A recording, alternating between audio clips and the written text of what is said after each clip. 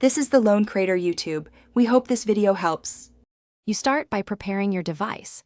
Make sure Android is updated and you have about 200 megabytes free. Once done, enable installing unknown apps for the store app you will use. This lets you install the current Termux package. You choose F-Droid because it hosts the maintained Termux release. Install F-Droid, open it, then search for Termux and tap Install.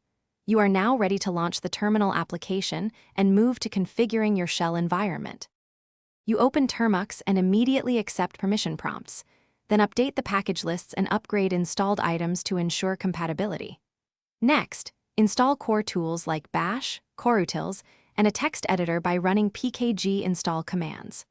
Once those are installed, run Termux setup storage to grant access to shared storage so files are reachable. You may also install OpenSH or Git if you need remote access or version control. Make sure to read prompts and allow any requested permissions to avoid future failures. You finalize by customizing your shell environment, edit your profile file, or install ZSH and a prompt framework for productivity. If you need remote access, start SSHD inside Termux or connect via a DB shell from a computer. Both give you a usable command prompt. If a command fails, check the path and confirm the package is installed. Run pkg install again or pkg doctor to fix broken packages. One troubleshooting tip.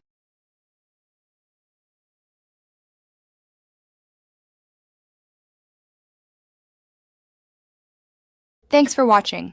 Consider subscribing if we helped you.